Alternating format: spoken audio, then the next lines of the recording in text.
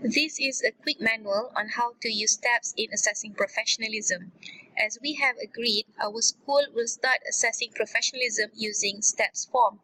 Why do we call this form as Simplified is because we designed this form to be used in various contexts, such as ward, clinics, OT, or even the tutorials. We call this Thematic is because we hope that by using one form, we can assess many attributes at the personal level or patient contact level. And we call this engagement is because this form is a summative and formative form. So it's a hybrid form in which we can extract some marks from it, but at the same time, we also can give feedback to our students. There are many ways to assess professionalism. But to begin with, we are going to use a short encounter snapshot. So you can imagine this as an OSCE of professionalism, but done in the workplace context. So it captures the real attitudes of the students. And we begin by using doctors as the raters because studies have shown that using doctors as the raters requires only 10 to 12 times to achieve the reliability of 0.8 as compared to a more popular tool, which is 360 degrees. We need 8 assessment by doctors, 8 by co-workers, and 25 by patients. So although it is something desirable, but there's a lot more of works need to be done before we start 360.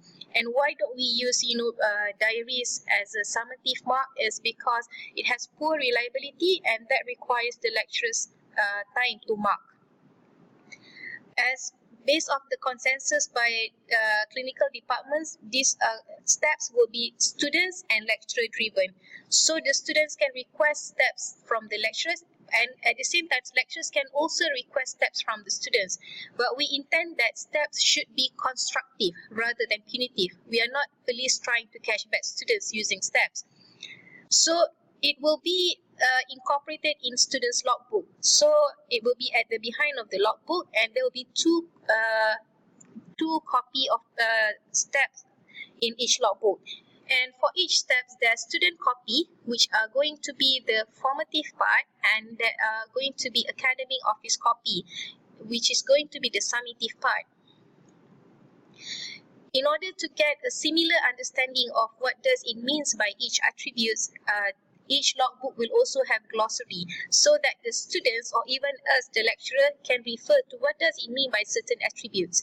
And we've also provided some guidance on when will the attributes manifest. For example, we expected that commitment to personal and professional codes should be attained even at the third year level.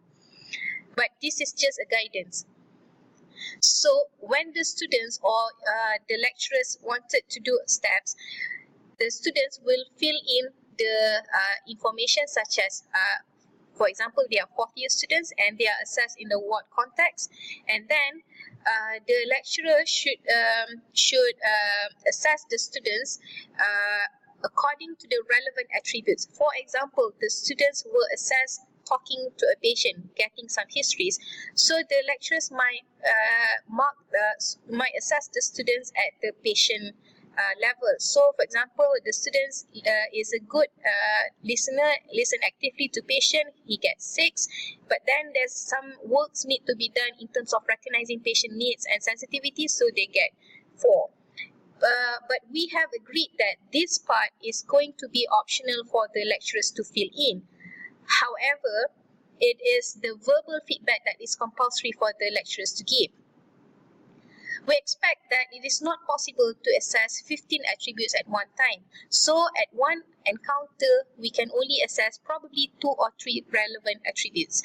But we expected that in the third year, the student will be assessed more in the personal level. And then when they are going to fourth year, they are more familiar with patient.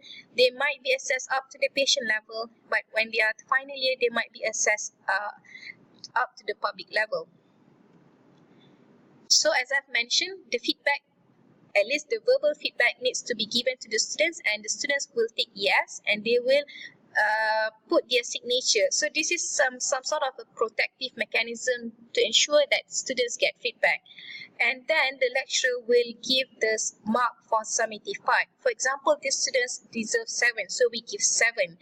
And then should any students get 3, 2 or 1, which is in the unsatisfactory part, the lecturers should give a comment so that we can do some early intervention on which part that the students are lacking.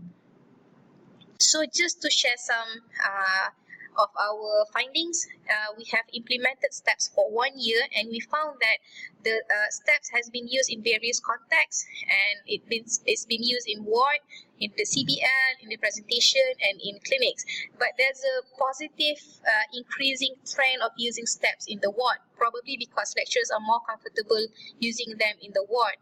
And then obviously, there is no one single assessment that can capture all kind of professionalism. So 65.9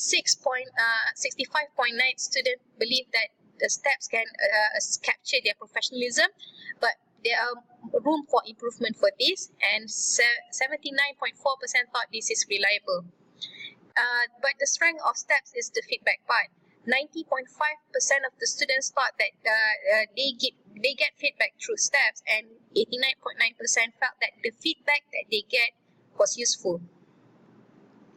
So it is very important for us as the raters to use STEPS accordingly, because in a non-standardized assessment such as OSCE, STEPS, mini CX, the expert judgment plays a huge importance to ensure its validity.